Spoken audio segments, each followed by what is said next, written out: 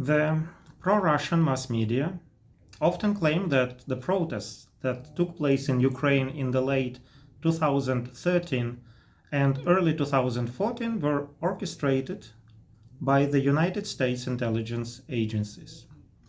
In this short video, I would like to critically examine this assertion. If we accept that this claim is true, then the sheer scale of those protests, numbering in the millions, suggests that the United States intelligence services must have built an extensive network of agents to make those protests possible. Even under an optimistic assumption that a single person may convince 1,000 people to take part in the protests,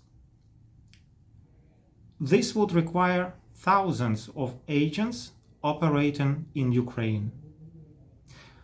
All of this would have unfolded under the watchful eye of the Russian intelligence services, the all-powerful FSB, which in spite of its capabilities seemingly have failed to detect such an extensive, huge operation. Oh well, however impossible this assumption may be, let us adopt it and let us consider the next question. What did the United States actually gain from removing the then President Viktor Yanukovych from power?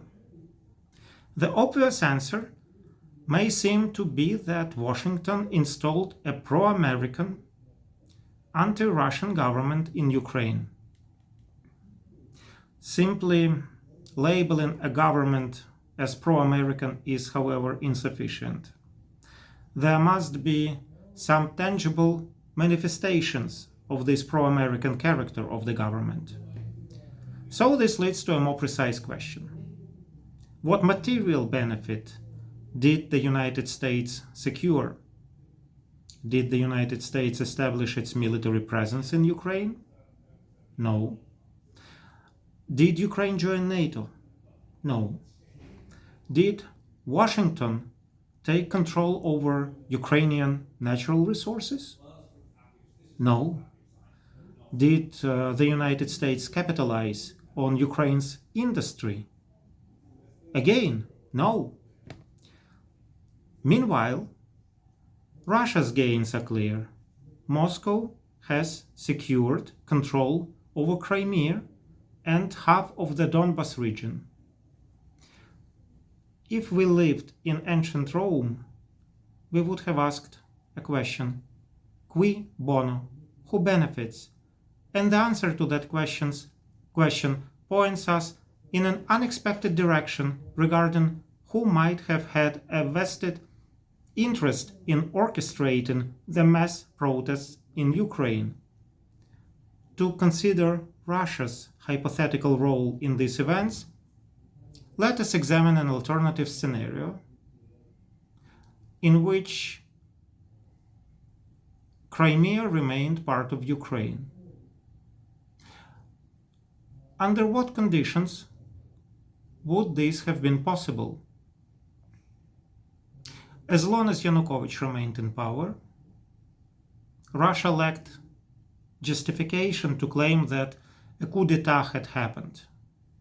However, Yanukovych's departure from Ukraine on February 21st, 2014 paved the way for Russia to proceed with annexation. Could Yanukovych have remained in Ukraine? Absolutely. He could have relocated to regions where support of the protests was minimal. For example, Donetsk, Luhansk, Kharkiv, Odessa, Crimea itself. He could have continued performing his presidential duties from there. In those areas, his safety would not have been threatened. Instead, Yanukovych fled to Russia. If this was his personal decision, this raises serious concerns. His departure could be an act of high treason, aiding Moscow in occupying Ukrainian territory. However, there is another possibility. Yanukovych may have been forcibly removed by Russia, allowing the annexation of Crimea to appear more legitimate under the guise of political upheaval. Regardless of the circumstances, his absence was a decisive factor in the unfolding of the events. In any case, an investigation must be conducted to establish the motives of Viktor Yanukovych and the role of Russian secret services in the political turmoil in Ukraine that led to the eventual annexation of Ukrainian Crimea by the Russian Federation.